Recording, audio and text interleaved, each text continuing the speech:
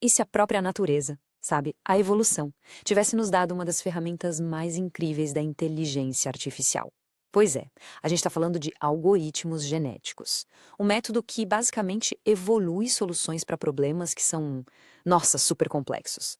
Vamos dar uma olhada em como isso funciona. Certo? Então a grande pergunta que fica é essa. E se a gente pudesse pegar os princípios da evolução, sabe? Aquela ideia da sobrevivência do mais apto, e aplicar isso não em seres vivos, mas em dados, em estratégias? Exatamente essa premissa que a gente vai desvendar aqui. Para a gente ter uma ideia, imagina só a logística de uma empresa gigante. Todo santo dia eles têm que decidir que produto vai em qual caminhão, para qual destino, e claro, tudo isso do jeito mais barato e rápido que der. É um quebra-cabeça de otimização, assim, monumental. E é aí, nesse cenário, que os algoritmos genéticos entram em cena. Eles são basicamente um tipo de IA que imita o processo de seleção natural do Darwin. A sacada é que, em vez de você programar uma solução na mão, você cria um ambiente onde as melhores soluções simplesmente evoluem, sozinhas. Tá, mas como é que isso funciona na prática? Agora a gente vai abrir o capô para entender o passo a passo de como esses algoritmos conseguem evoluir uma solução. Olha, o processo é bem elegante na sua simplicidade e, ao mesmo tempo, muito poderoso. Funciona assim. Primeiro, a gente começa com um monte de soluções possíveis, todas aleatórias. Depois, a gente precisa de um jeito de medir o quão boa cada uma delas é. Isso é a tal da avaliação de aptidão. As melhores, as mais aptas, são escolhidas para se reproduzir, digamos assim. Elas combinam suas características, o que a gente chama de cruzamento, e às vezes surge uma ideia totalmente nova, uma mutação. E aí o ciclo recomeça, geração após geração. Então, a ideia central é essa mesma. É a sobrevivência do mais apto, só que aplicada aos dados. É igualzinho na natureza. As características que levam a uma solução melhor têm mais chance de serem passadas para frente. O resultado? A cada nova geração, o conjunto de soluções fica cada vez melhor, mais otimizado. A teoria é fantástica, né? Mas e na prática? Vamos ver isso funcionando de verdade? A gente vai analisar um caso de estudo bem concreto de uma tese que usou exatamente algoritmos genéticos para resolver um problemão de logística. E o problema era aquele que a gente já falou: como otimizar o carregamento dos caminhões.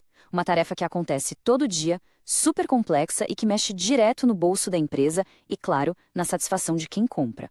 E o resultado? Qual foi? Bom, a citação do estudo não deixa dúvida. O algoritmo genético não só funcionou, ele foi consistentemente melhor que a abordagem que eles usavam antes, que era basicamente uma simulação de como fariam manualmente. O mais legal de ver aqui nesse gráfico é o desempenho na prática. Com o mesmo número de caminhões, o algoritmo genético conseguiu encaixar muito mais entregas. Isso na prática quer dizer mais eficiência, um uso muito melhor dos recursos que a empresa já tinha. Tá, mas e o tempo que levou? Porque isso é crucial, né? Mesmo sendo um processo que exige bastante do computador, o algoritmo resolveu a otimização do dia em mais ou menos 20 minutos. Isso não é só impressionante, é viável. É algo que funciona no dia a dia de uma empresa. Olhando esses resultados, parece que é mágica, né? Uma solução perfeita. Só que a história não é bem assim. Chegou a hora do choque de realidade. Vamos olhar agora para o outro lado da moeda, as críticas e as desvantagens, que não são poucas.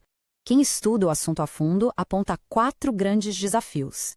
Primeiro, o custo computacional, que é alto. Segundo, o risco do algoritmo ficar preso numa solução que é boa, mas não é a melhor.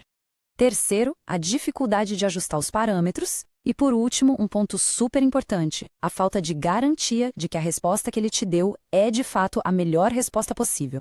Vamos falar um pouco mais sobre esse risco de convergência prematura. Imagina o seguinte, o algoritmo está explorando um terreno e encontra uma colina bem alta. Ele pensa, uau, achei o ponto mais alto, e para de procurar. Só que talvez existisse um Everest logo ali do lado. Ele se contenta com uma solução que é boa, mas não é a melhor, simplesmente porque a variedade de opções acabou muito cedo.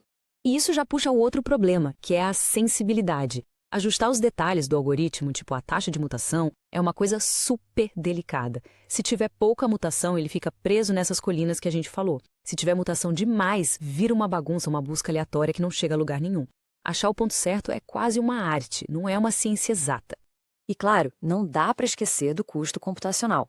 A gente viu aquele ciclo, né? Avaliar, selecionar, reproduzir. Agora imagina fazer isso com milhares de soluções por centenas, talvez milhares de gerações. Isso exige um poder de processamento bem grande. Então, o que a gente tem? De um lado, um caso de sucesso prático, bem impressionante.